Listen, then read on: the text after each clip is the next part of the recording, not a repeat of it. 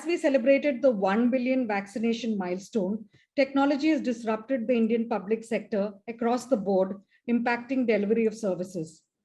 Many of us would have booked a COVID-19 vaccine appointment through the COVID app.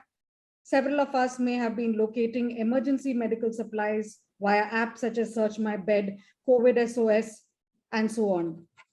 The Digital India Initiative, the National Portal of India, Prime Minister of India portal, Aadhaar, filing and payment of taxes online, digital land management systems are other examples of effective e-governance implementation across the country. So the adoption of digital means to serve public ends is only positioned to gain more depth and currency as the future belongs to newer, more intuitive and integrated technologies. They're popularly called the new technologies.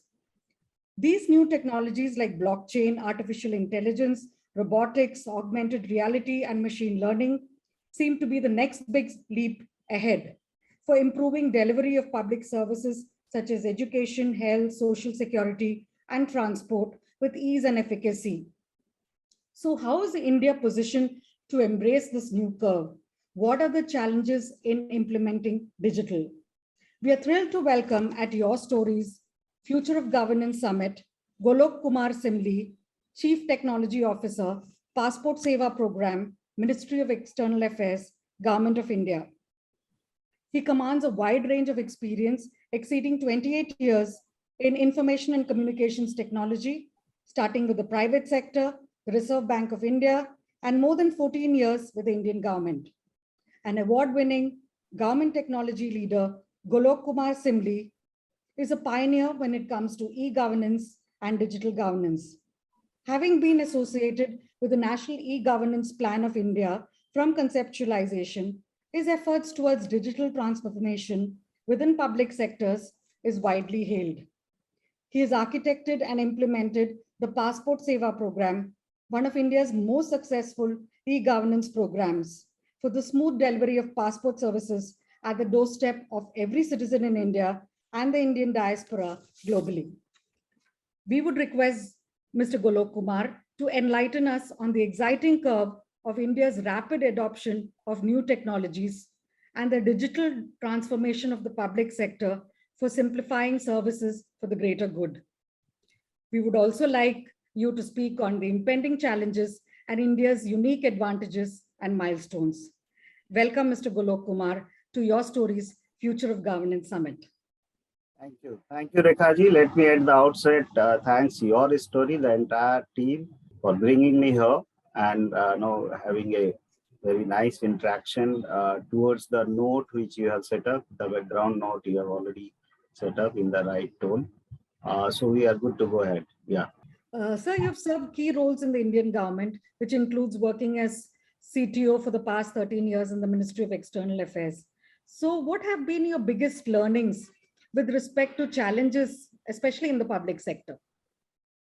Oh, no, absolutely right. I think, let me take you a little back, when we started the called e-governance in India in the year 2005 and 6, where Government of India actually started conceptualizing the concept of e-governance at large. And probably that point of time, I was with Reserve Bank of India, where I was heading the India's biggest network, that is called Indian Financial Network. And you all might be remembering that it's called core banking application. So that was the biggest application in India.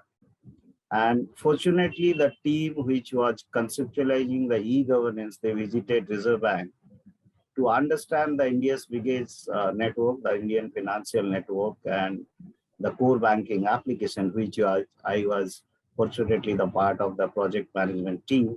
So I was explaining the entire the team which visited from the government side to understand how is that a biggest network works.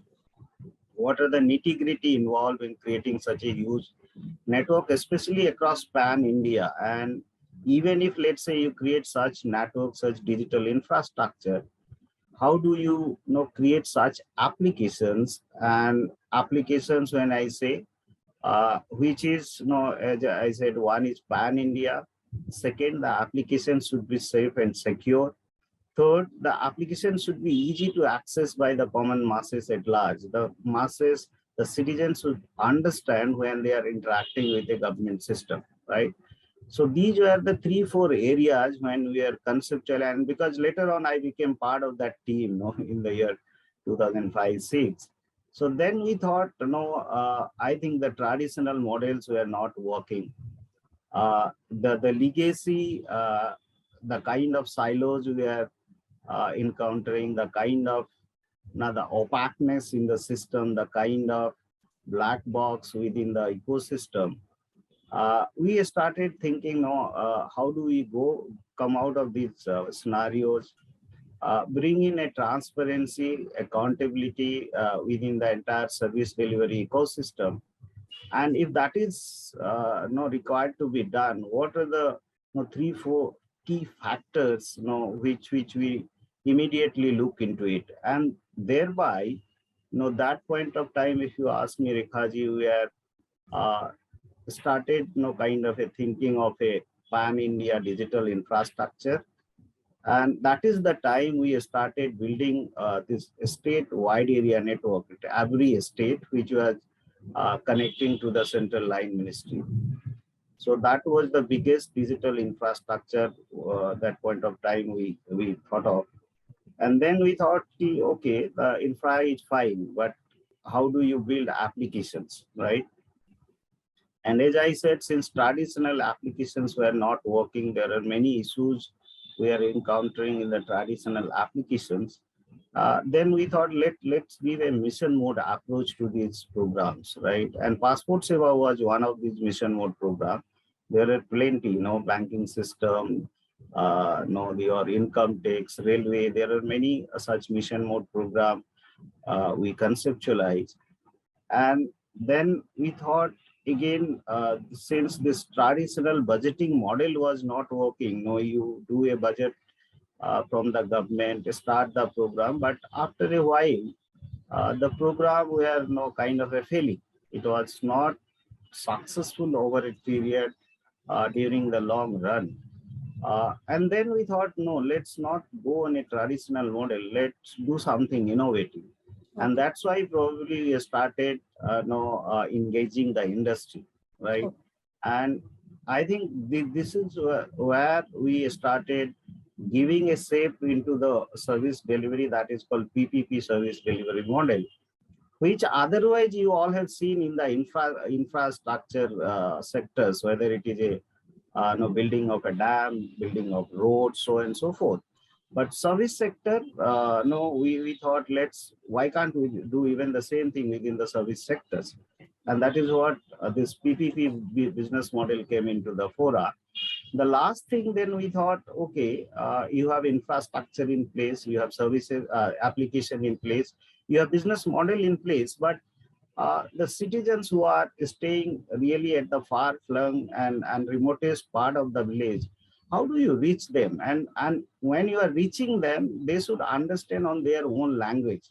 They should understand on their way of interacting with the government system.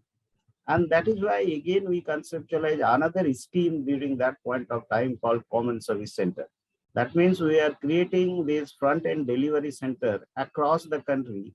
And if I remember correctly, that point of time itself, we conceptualized around 47,000 common service centers across the country. So this is what the journey all about e-governance we started. And today, if you ask me, we have traveled a long way in terms of making citizen aware, in terms of creating those kind of a visibility, transparency, accountability when a citizen interacts with the government ecosystem. Okay. And it's kind of a end to end. So that's how the journey started. Okay, so this exercise in itself is huge. This entire transformation in simplifying citizen services in the country. So can you tell us more about this vision behind India's roadmap to digital transformation? Always been, as I said, it has always been, when we started this journey, it has always been a concern saying that how do you bring in citizen at the core, right? How do you bring in those left out masses of the country, those section of the society which probably no, they are no kind of not part of the mainstream. So how do you bring them into the mainstream or the ecosystem which we are thinking? And then we thought, no, even if you bring them into the part of the ecosystem, as I said, how do you create that kind of a visibility, transparency, accountability, timely delivery of services, safe and secure delivery of services? So these were the core thought process which went into the entire exercise. And as you said, the ultimate aim was, how do you make it pan India? How do you bring in those people who are staying at the farthest and remotest part of the country? Let me give you a small example. Okay. Even these kind of a big programs like passport seva or let's say income tax, today if you ask me, whether an applicant applying at a let's say remote village of UP, Jharkhand, MP, Bihar, or Leh, Ladakh, to let's say farthest and no remotest part of the country, and people like let's say you and me applying from let's say Delhi and Mumbai, it's absolutely there is no difference in Yeah. terms of availing those services. I mean, how do you create that ecosystem? How do you create that kind of a you know uh, equal and kind of a ubiquitous kind of an environment where I don't make a difference whether you are staying at Delhi or any urban area or, as I said, a remote part of the country. And how is that it was possible? Because of the kind of technology, the kind of digitization, the kind of automation we are able to create. And these were the, I think, the great advantage of infusing technology into the entire ecosystem, entire transformation process. The other very, very important facts which comes to my mind is, if you see and compare the today's era and vis-a-vis the legacy, I think the mistake we did during those time is we forgot about the customer, we forgot about the citizens, we forgot about the beneficiaries. So whatever you were conceptualizing before, probably your target was something else. Probably you are going on a computerization part. You are building, putting some computers, some hardware, some network here and there. But ultimately, you are forgetting for whom you are doing all those things. It's ultimately the citizen. It's ultimately the masses. So if my citizens are not compatible, if the masses are not compatible when they are interacting with the government system, whatever I do, I think I am doing a useless thing, right? It's meaningless. And that was the change, probably that was the change we could all we are experiencing today when it comes to all of these, whether it is passport, whether it is GSTN, whether it is income tax, whether it is railway. I mean, I can name plethora of it, whether it is a health service, you name it, the kind of pandemic we went across, and we are still fighting with it, and the way we are dealing with no almost more than 1.4 billion people across the country. So that's how it is. So, in this mammoth exercise of moving towards digital transformation, what were the major challenges you faced?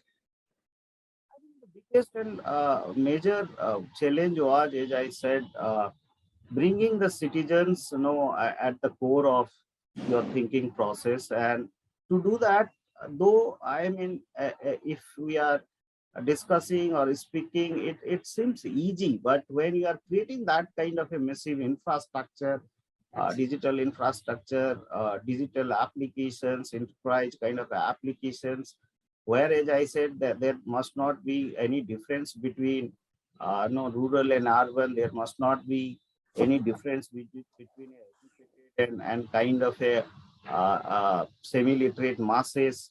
Uh, that was one of the biggest kind of a challenges we were realizing. The second biggest challenge was the entire digitization process. I remember, when we started this digitization process, uh, the change management was the biggest challenge. Nobody was ready to change the mindset, uh, the kind of a, those kind of a paper files, those kind of a paper works, nobody was ready to change. And so how do you bring in that change? How do you bring in that kind of a change management process, capacity building, training, skilling, reskilling? And ultimately, as I said, since traditional models were not working, uh, the other big challenge were how do you create a business model which is no win-win, which is sustainable, which is Yeah. over the time, and which is institutional. It must not be a person driven. Whether I or Rikhaji is driving a program, either I am there or you are there, it doesn't matter. Yeah. But how do you create that institutional mechanism? How do you create that business model where industry is also playing an equal role in terms of bringing in new technologies, in terms of bringing those expertise? Probably the other mistake we do, Rikhaji, is saying that we as a government, we as a ministry, we as a department, our focus should be how do you re-engineer those processes? How do you regularize, or how do you make it up to date, those compliances, regulation, land of the laws, acts, so that it can gel in with the kind of expectation I am looking from the citizen. It should gel in the kind of demand I am expecting from the citizen. It should also gel in the kind of security and privacy I'm looking for, right? So our focus should be those. Let you leave the other part of it in terms of operation, in terms of non-sovereign functions, in terms of bringing in technology expertise. I think, in my view, the best way is our industry partners are more kind of expert on that.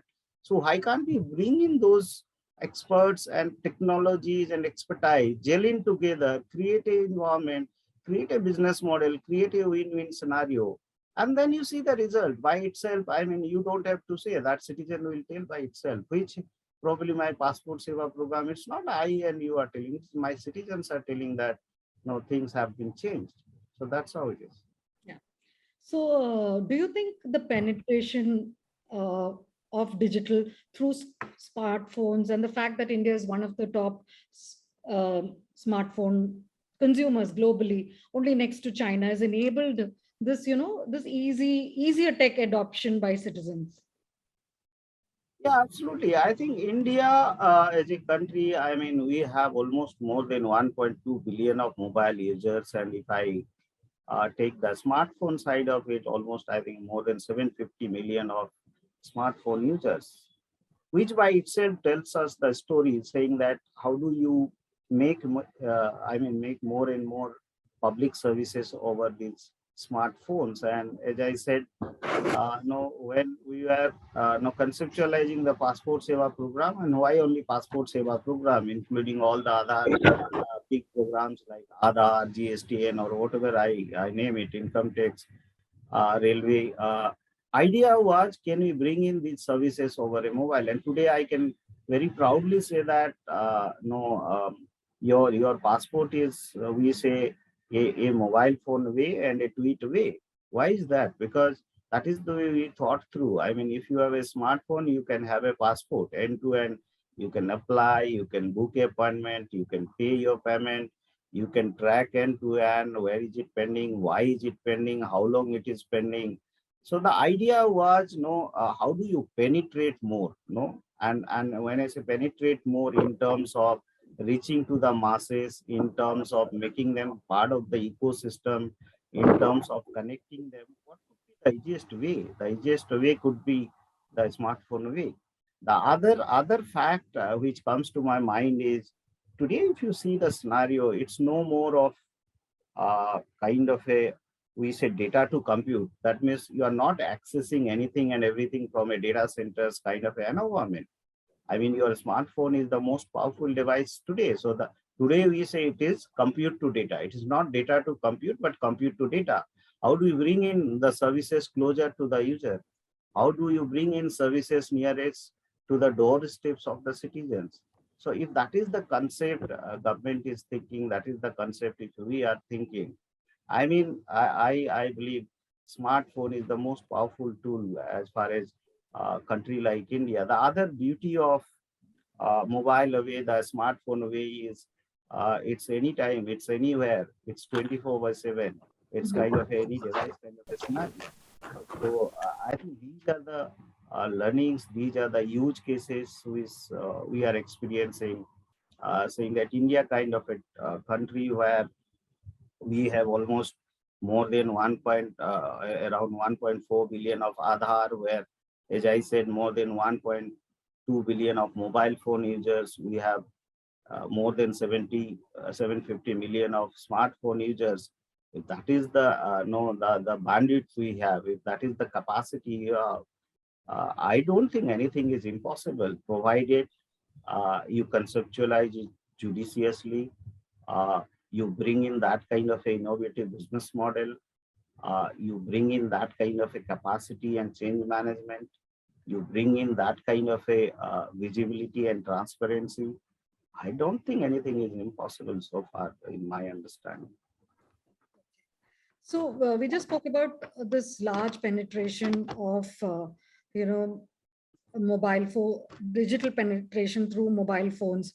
But despite this, in a country like India, where there is an urban-rural gap, or a gender divide, is it applicable uh, when it comes to access to data and devices as well?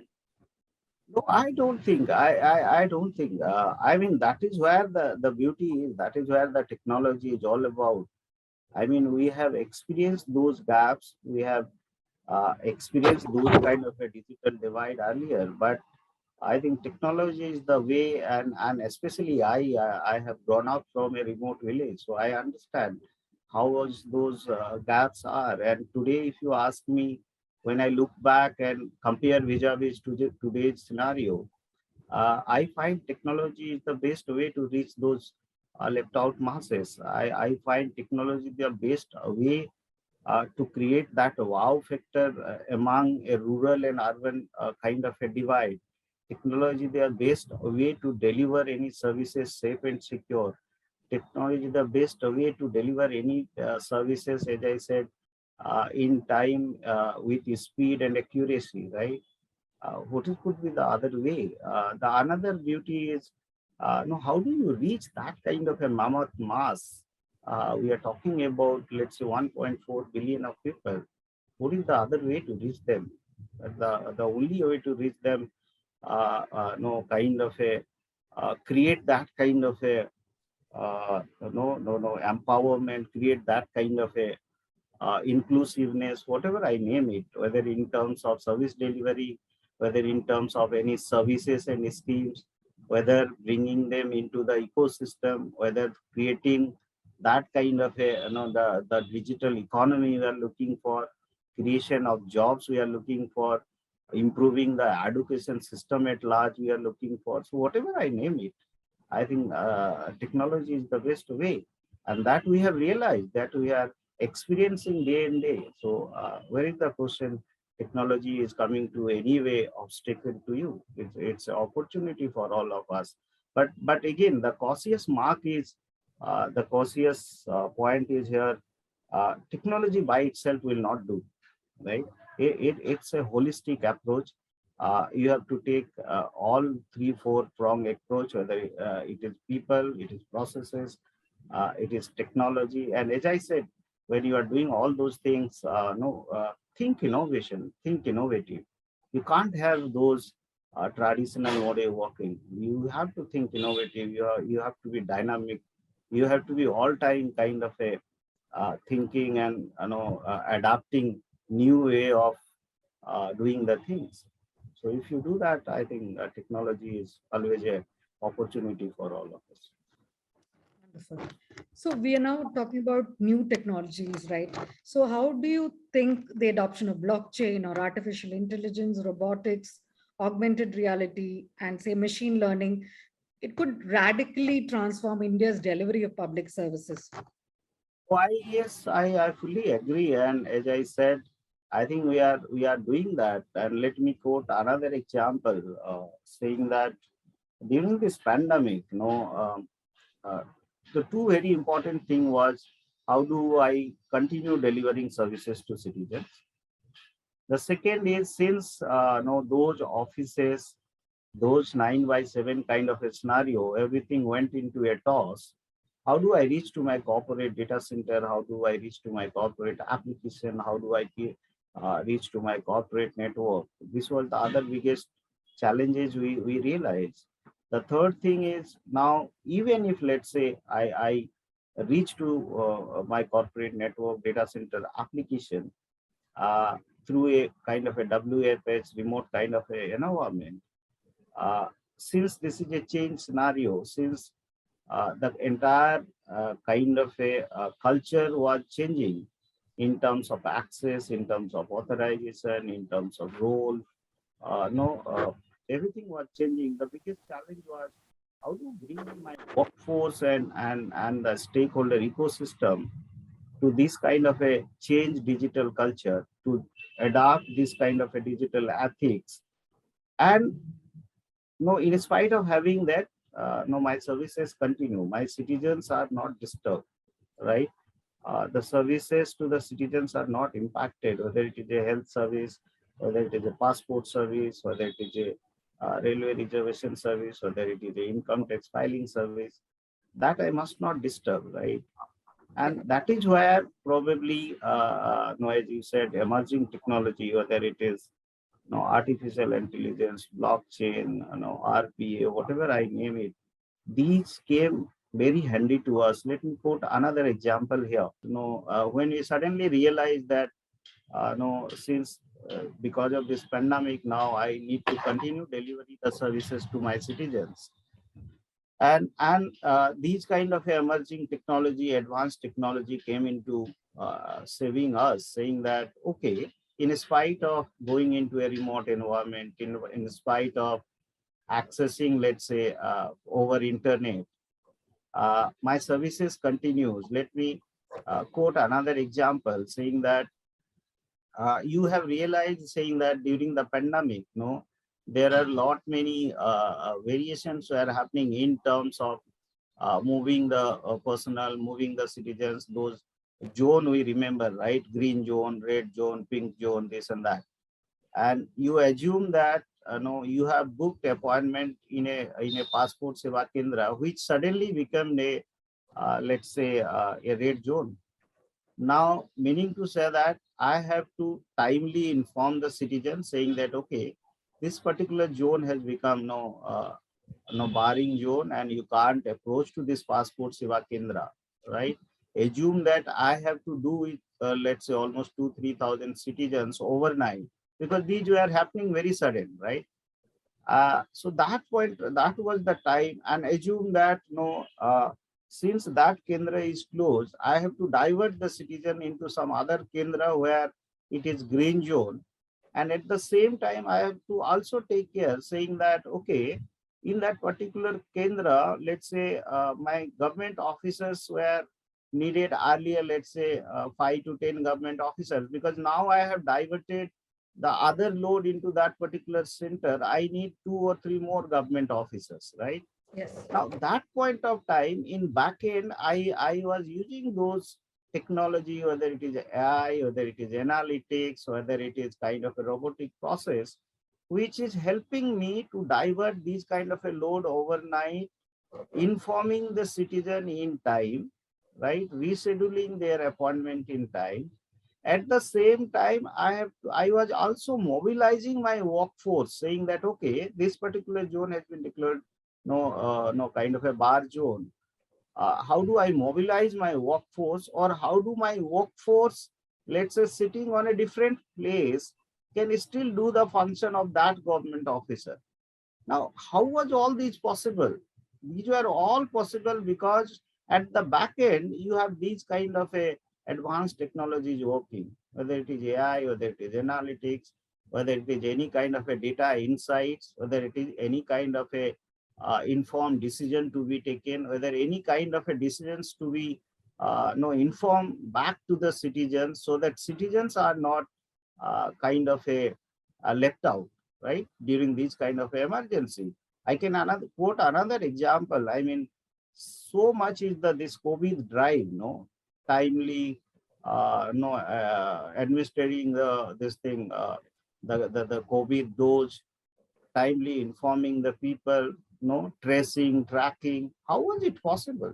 It's all possible because you had to kind of utilize these kind of latest and emerging technologies. And that's why I was saying that the technology, it's always a boon provided you use them judiciously, provided you are understanding how to use them.